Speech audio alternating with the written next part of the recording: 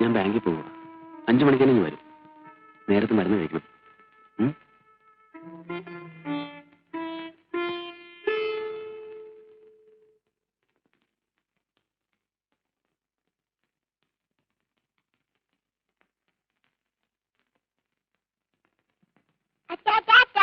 ടാറ്റ മോളെ. വൈകിട്ട് വരുന്ന വഴി ഡോക്ടറെ കൂടി കൊണ്ടുവരണം.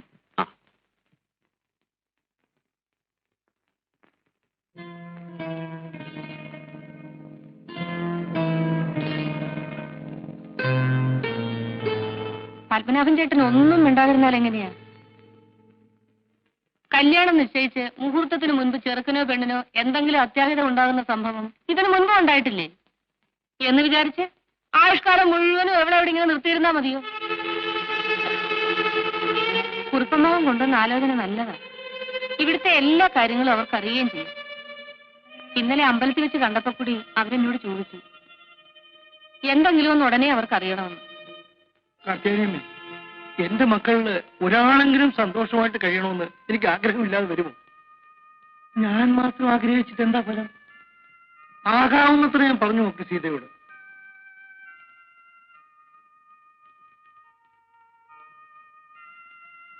എന്താ സീത നീ ഇത്ര വീണ്ടും വിചാരമില്ലാതെ പെരുമാറുന്നത്? ചിറ്റമ്മേ, എന്നെ നിർബന്ധിക്കരുത്.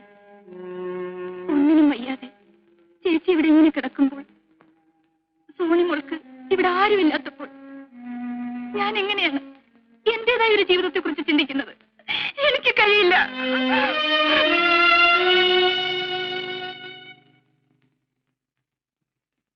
ചേച്ചി ചേച്ചി ചേച്ചി ചേച്ചി ചേച്ചി ചേച്ചി ചേച്ചി സീത സീത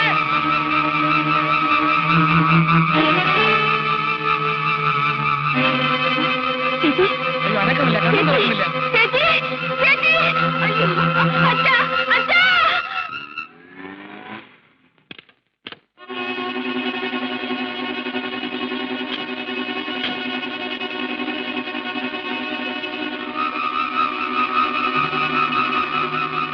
ഭയപ്പെടാനൊന്നുമില്ല. ഈ സ്റ്റേജിൽ കിടക്കുമ്പോൾ ചിലപ്പോ കോമ ഉണ്ടായെന്ന് വരും. പൾസേറ്റ് സാധാരണ നിലയിലുണ്ട്. ഇങ്ങനെ ഇനിയും ഉണ്ടാകുമോ? പറയാൻ പറ്റില്ല സേതു. ഉണ്ടായെന്ന് വരും. ഉണ്ടായാൽ ചിലപ്പോൾ അത് നല്ലതിനുമാകാം, ദോഷത്തിനുമാകാം. എന്തായാലും ഫേസ് ചെയ്തല്ലേ പറ്റൂ. നിനക്ക് ജോലി തിരക്കുള്ള സമയം മറ്റാണോ? അല്ല. നന്നായി, എനിക്കല്പം സംസാരിക്കാനുണ്ട്. നീ ഇരിക്ക. നിന്റെ മനസ്സിന്റെ വിഷമം തണുക്കട്ടെ എന്ന് കരുതിയാണ് ഞാൻ ഇത്രയും നാളും പറയാതെ കഴിച്ചു കൂട്ടിയത്. ഈ എത്ര നാളെന്ന് വെച്ചിട്ടാ, അല്ല എന്ത് ഭാവിച്ചിട്ടാ നിന്റെ ഇപ്പോഴത്തെ ഈ ജീവിതം? അവളെ രക്ഷപ്പെടുമെന്നുള്ള വിശ്വാസം ഡോക്ടർമാർക്ക് പോലും ഇല്ല. നീ ആണെങ്കിൽ ചെറുപ്പം, നിനക്കൊരു ജീവിതം വേണ്ടേ മോനെ? അച്ഛൻ എന്തായി പറയുന്നത്? ഞാൻ മാത്രമല്ല, നിന്റെ കൊച്ചച്ഛനും സഹോദരിയും ഒക്കെ ഇതന്നെ പറയുന്നത്. ഈ ഒരു സാഹചര്യത്തിൽ ഇപ്പോ നീ വേറൊരു വിവാഹം കഴിച്ചെന്ന് വെച്ചാൽ ഒരു മനുഷ്യരും കുറ്റം പറയില്ല, നിർമ്മലയുടെ വീട്ടുകാർ പോലും. അച്ഛാ, ഞാൻ എന്റെ നിർമ്മല, അവള് മരിച്ചിട്ടില്ല, സമ്മതിച്ചു. പക്ഷെ ജീവിച്ചിരിക്കൊണ്ട് എന്താ പ്രയോജനം? നിന്റെ കുഞ്ഞിന്റെ ഭാവിയെങ്കിലും നീ ആലോചിക്കുക. നിർമ്മലയുടെ മനസ്സെങ്കിലും മരിക്കാതെ ബാക്കിയുണ്ടല്ലോ. എനിക്കത് മതി. ഇതും പറഞ്ഞുകൊണ്ടിരുന്ന അവസാന കാലത്ത് നിനക്ക് ആരും ഉണ്ടാവില്ല. അച്ഛൻ പറയുന്നതെല്ലാം ന്യായങ്ങളായിരിക്കാം. പക്ഷേ എന്റെ മനസ്സിനിപ്പോ ആ ന്യായങ്ങളൊന്നും കാണാൻ കഴിയില്ല അച്ഛാ. ഞാൻ മഹാസ്വാർത്ഥനാണെന്ന് നീ കരുതിയേക്കാം. അതേടാ, എന്റെ ചോരയുടെ കാര്യത്തിന് സ്വാർത്ഥം തന്നെയാ.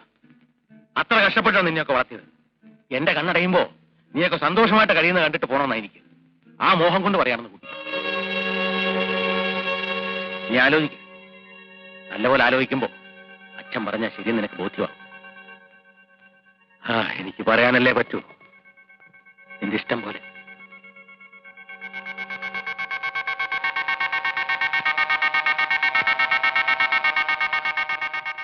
ഒരു ഡോക്ടർ എന്ന നിലയ്ക്ക് മാത്രമല്ല, ഒരു അടുത്ത ബന്ധുവായിട്ടാണ് ഞാൻ നിങ്ങൾ കരുതിയിട്ടുള്ളത്. വീട്ടിലിരുന്ന് സംസാരിക്കാൻ ബുദ്ധിമുട്ടുള്ളതുകൊണ്ടാണ് ഞാൻ സാറിനോട് ഇങ്ങോട്ട് വരാൻ പറഞ്ഞത്. എന്താണ് ഡോക്ടർ? കഴിഞ്ഞ കോമയ്ക്ക് ശേഷം നിർമ്മലയുടെ സ്ഥിതി മെച്ചപ്പെട്ടു എന്ന് വിശ്വസിക്കാൻ എനിക്ക് കഴിയുന്നില്ല. മരണത്തിന്റെ മുന്നിൽ കിടക്കുകയാണ് നിർമ്മല. കാർത്യായനി അമ്മ സീതയ്ക്കൊരു പ്രപ്പോസൽ കൊണ്ടുവന്നിട്ട് അവളത് സമ്മതിച്ചില്ലെന്ന് കേട്ടു. ജീവിതത്തിലേക്ക് കടന്നു വരാൻ തുടങ്ങുന്നതിന് മുമ്പേ ഒരു ദുരന്തത്തിന്റെ അടിയേറ്റ് വീണ സീത. സ്നേഹത്തിന്റെ പേരിൽ ഒന്നും ഭാവിക്കാതെ എല്ലാം കടിച്ചിറക്കി നിൽക്കുന്ന സീത. പാവം. ഇങ്ങനെ തുടർന്നു പോയാൽ സേതുവും അതെ, സീതയും അതെ. അവർ പോലും അറിയാതെ സ്വന്തം ജീവിതം മറന്നു കളയുകയാണ്. സേതുവിന് സീതയോടൊത്തൊരു ജീവിതം ഉണ്ടായിക്കൂടി. സേതുവിനെ കൊണ്ട് സീതയെ വിവാഹം കഴിപ്പിച്ചാലെന്താ? കേൾക്കുമ്പോൾ ചിലപ്പോ ഇത് ആദ്യം നമുക്ക് ഡൈജസ്റ്റ് ചെയ്യാൻ പറ്റില്ലെന്ന് വരും. പക്ഷേ നിങ്ങളുടെ ആചാരപ്രകാരം അത് പാടില്ലാത്തതല്ലോ. എന്താ സാറൊന്നും മിണ്ടാത്തത്? ഞാൻ ആലോചിക്കുകയായിരുന്നു. ഡോക്ടർ ഓർമ്മിപ്പിക്കാതെ തന്നെ എനിക്ക് തോന്നേണ്ടതായിരുന്നല്ലോ ഈ ഒരു ബന്ധമെന്ന്. ഇത് നടക്കുമെങ്കിൽ എന്നെപ്പോലെ സന്തോഷിക്കാൻ വേറെ ആരാണുള്ളത്? ഇപ്പോഴത്തെ സാഹചര്യത്തിൽ നമുക്ക് ചെയ്യാവുന്ന ഏറ്റവും വലിയ കാര്യം ഇതാണ് സാർ. അല്ല, ഇതാര് ചേട്ടനോ?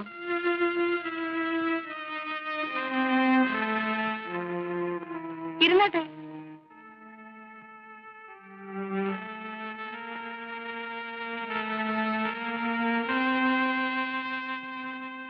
ഞാൻ നമ്മുടെ ഡോക്ടർ എച്ചിന്റെ അവിടുന്ന് വരികയാണ്. അവരൊരു കാര്യം പറഞ്ഞു. സീതയും സേതുവിനെയും തമ്മിൽ പെട്ടെന്ന് എന്തെങ്കിലും പറയാനോ പ്രവർത്തിക്കാനുള്ള ശക്തി എനിക്കിപ്പോഴില്ല. കാർത്തികലമ്മയുടെ അഭിപ്രായം എന്താ? നടന്നു കിട്ടിയ നല്ലൊരു കാര്യമാ. ചേട്ടന്റെ വീട്ടിലെ പകുതി ദുഃഖം ഇതോടെ മാറും. പക്ഷേ അവരുടെ മനസ്സിലിപ്പോ എന്താണെന്ന് എങ്ങനെ അറിയാം? അഥവാ അവരെ പറഞ്ഞ് സമ്മതിപ്പിച്ചാൽ തന്നെയും നാട്ടുകാരെന്താ പറയുക? നാട്ടുകാരോട് പോവാൻ പറയട്ടാ. അവനവന്റെ കുടുംബത്തിന്റെ സൗകര്യം നിലനിൽപ്പും അല്ലേ നോക്കേണ്ടത്. അല്ലെങ്കിൽ തന്നെ ഇതൊന്നും പതിവില്ലാത്ത മറ്റോ ആണോ? എന്നാലും ഒരെന്നാലും ഇല്ല. ചേട്ടന്റെ വീട്ടിലൊരു സങ്കടം ഉണ്ടായപ്പോ നാട്ടുകാരും വന്നില്ലല്ലോ. ഇപ്പൊ തന്നെ ചേച്ചി കിടപ്പായതിനു ശേഷം ചേട്ടനും അനിയത്തിയും കൂടെ ഭാര്യ ഭർത്താക്കന്മാരെ പോലൊക്കെ കഴിയുന്നെന്നാ നാട്ടുകാർ പറയുന്നത്. പിള്ളേരുടെ മനസ്സിന് അനുകൂലമാണെങ്കിൽ മറ്റൊന്നും നോക്കണ്ട. എനിക്കിത്രേ പറയാനുള്ളൂ. എന്റെ ഭാര്യ മരിച്ചതിൽ പിന്നെ ഞാൻ ജീവിച്ചത് എന്റെ കുട്ടികൾക്ക് വേണ്ടിയായിരുന്നു. നിർമ്മല ഇന്നോ നാളെയോ എന്ന് പറഞ്ഞ അവസ്ഥയിലായി. കരകയറാൻ തുടങ്ങുന്നതിന് മുമ്പേ സീത കാലിടറി വീണു. ഇതിന്റെ നടുക്ക് നിന്ന് നീയും നീറിപ്പോവുകയാണ്. ഒക്കെ വിധിയില്ലേ അച്ഛാ? വിധി തന്നെ. പക്ഷേ നീ വിചാരിച്ചാൽ ഈ കുടുംബത്തെ രക്ഷിക്കാൻ കഴിയും. എന്റെ സീതയ്ക്ക് ഒരു ജീവിതം കിട്ടും. ഈ ജീവിതത്തിൽ ഇനി ഒന്നും ആഗ്രഹിക്കാൻ ബാക്കിയില്ലാത്ത എന്റെ നിർമ്മലയ്ക്ക് ഉള്ളിടത്തോളം കാലമെങ്കിലും സന്തോഷമായി കഴിയാം. അച്ഛൻ എന്താണ് ഈ പറയുന്നത്? ഞാൻ യാചിക്കുന്നത് ഒരിറ്റ കരുണയാണ്. നീ സീതയെ വിവാഹം കഴിച്ചാൽ ഈ കുടുംബം രക്ഷപ്പെടും. അച്ഛാ, ഇനി കൂടുതൽ ഇത് പറഞ്ഞ് ബോധ്യപ്പെടുത്താൻ എനിക്കറിയില്ല പോലെ.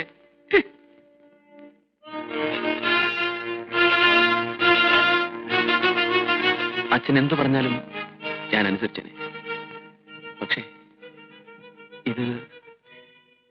ഇതെനിക്ക് ആലോചിക്കാൻ പോലും കഴിയുന്നില്ല. എന്താ ചിറ്റമ്മേ പറയുന്നത്?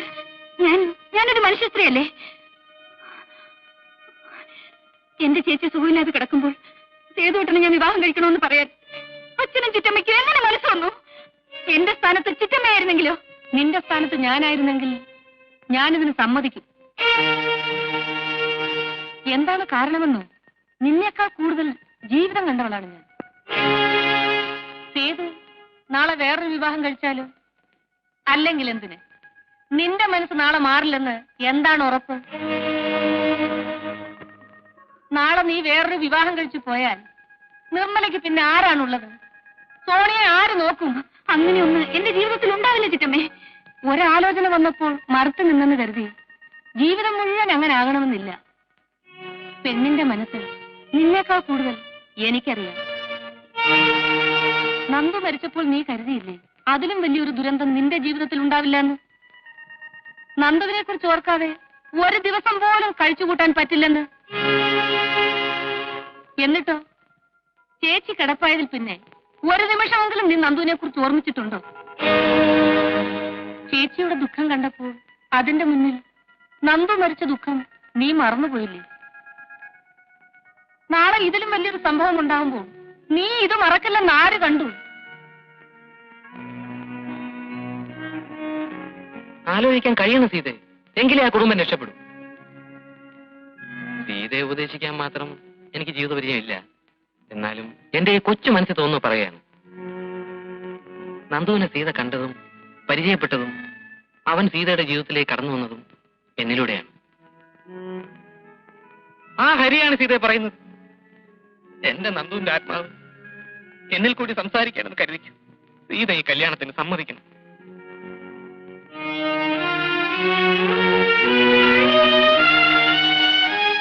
നിന്റെ അടുക്കൽ അന്ന് ബാങ്കിൽ വന്ന് ഞാൻ സംസാരിച്ചപ്പോ നീ ക്ഷോഭിച്ചു. എന്റെ മനസ്സിൽ തോന്നി, ഇപ്പതേ ഇവരുടെ മനസ്സിലും തോന്നിയിരിക്കുന്നു. ഇനി എന്തിനാ മോനെ ഈ കടമ്പിടുത്തം? മറ്റൊരു ബന്ധത്തെക്കുറിച്ച് നിന്നോട് സംസാരിച്ചപ്പോ നീ അനുകൂലിച്ചില്ല. നിന്റെ ആ വികാരത്തെ ഞാൻ മാനിച്ചു. എന്റെ മകന് തകർന്നുപോയ ഈ കുടുംബത്തോട് തായിയായ അടുപ്പം തോന്നിയല്ലോ എന്നോർത്ത് ഞാൻ സന്തോഷിച്ചു. പക്ഷെ ഇപ്പോ ഇതും നീ എതിർക്കുന്നല്ലോ. ആർക്കെങ്കിലും ഒരു ജീവിതം കൊടുത്തുകൂടെ നിനക്ക്? അതുകൊണ്ട് മാത്രമല്ല, നിർമ്മല ഇങ്ങനെ കിടക്കുമ്പോൾ, സീത ഇങ്ങനെ നിൽക്കുമ്പോൾ നാട്ടുകാർക്ക് സേതുവിനെയും അവളെയും കുറിച്ച് എന്താ പറഞ്ഞുകൂടാത്തത്? അങ്ങനെ ഒരു വിഷമമുണ്ടെങ്കിൽ നിർമ്മലയും മോളും കൊണ്ട് ഞാൻ എന്റെ വീട്ടിലേക്ക് പോകും. സേതു, നിന്നെ എന്റെ മരുമകനായിട്ടല്ല, മകനായിട്ടാണ് ഞാൻ കണ്ടിട്ടുള്ളത്. എന്നോട് നിനക്ക് ഇങ്ങനെ പറയാൻ തോന്നിയല്ലോടാ. ഇറങ്ങിപ്പോകാൻ ഞാൻ പറഞ്ഞാൽ പോലും എന്നെ വേദനിപ്പിക്കാതെ ഇവിടെ നിന്ന് നിനക്ക് പോകാൻ കഴിയുമോടാ? കഴിയുമോ? നിങ്ങൾ സന്തോഷമായി കഴിയുമ്പോൾ നിങ്ങൾ മാറി താമസിക്കുന്ന കാര്യം പറഞ്ഞപ്പോൾ നിന്റെ കാല് പിടിച്ച് വിലക്കിയവനാണ് ഞാൻ. എന്നെ വിട്ടിട്ട് വിങ്ങിപ്പൊട്ടി നിൽക്കുന്ന എന്റെ സീതയെ വിട്ടിട്ട് നിനക്ക് പോണോ? പൊയ്ക്കോ. എല്ലാം നഷ്ടപ്പെട്ട എന്നെ നിർമ്മലയെ കൂടെ ഉപേക്ഷിച്ചിട്ട് നീ പൊയ്ക്കോ. നീ എങ്കിലും പോയി രക്ഷപ്പെടും. സേതു, എന്റെ മകനാണെന്ന് സ്വാർത്ഥന പുറത്ത് നീയെങ്കിലും രക്ഷപ്പെടണമെന്ന് ആഗ്രഹിക്കാനുള്ള മനസ്സേ എനിക്കുണ്ടായുള്ളൂ. പക്ഷെ ഈ ഇരിക്കുന്ന മനുഷ്യനുണ്ടല്ലോ, താനും തനിക്കുള്ള എല്ലാം നശിച്ചാലും നീയെങ്കിലും രക്ഷപ്പെട്ടെന്ന് ആഗ്രഹിക്കുന്നവനാണ്. ഈ മനസ്സ് വേദനിപ്പിച്ചാൽ നിനക്ക് ഒരു ജന്മത്തിൽ സ്വൈര്യം കിട്ടില്ല.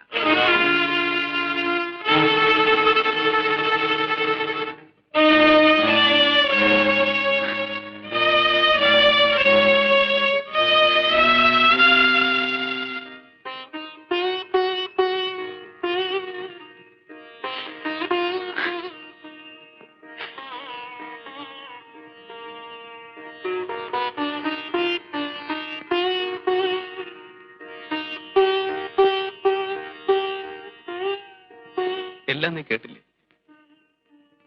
എന്റെ മനസ്സ് നീ കാണുന്നില്ലേ?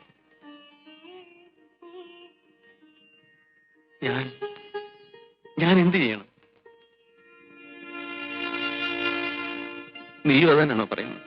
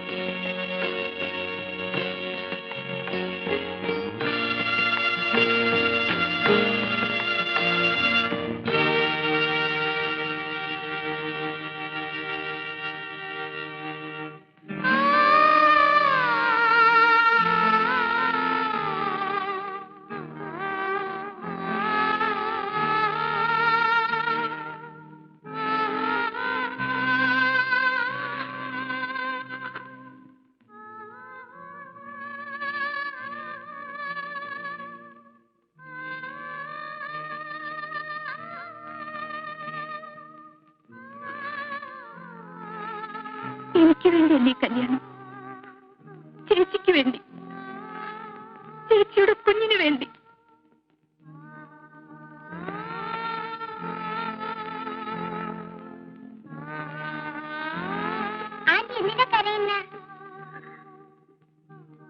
ഇല്ല മോളെ, കരഞ്ഞില്ലല്ലോ.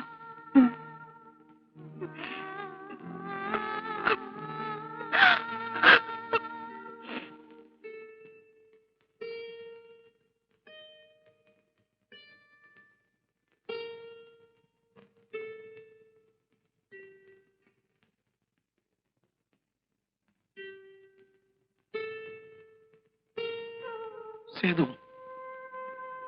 ചെന്നിടന്ന് ഉറങ്ങാൻ നോക്ക്. നേരെ ഒരുപാടായി.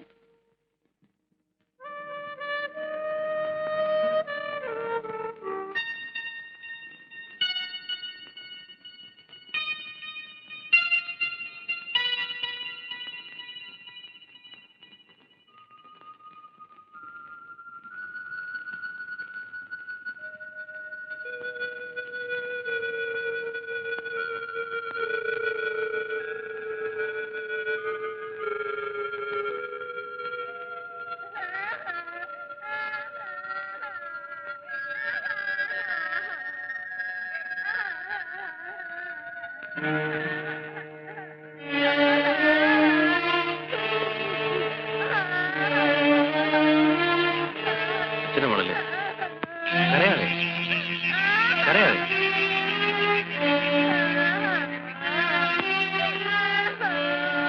കരയാതെ മോളെ. നല്ല കുട്ടിയല്ലേ, കരയാതെ. അച്ഛനെ പൊന്നു മോളല്ലേ, കരയാതെ കരയാതെ. കരയാതെ മോളെ.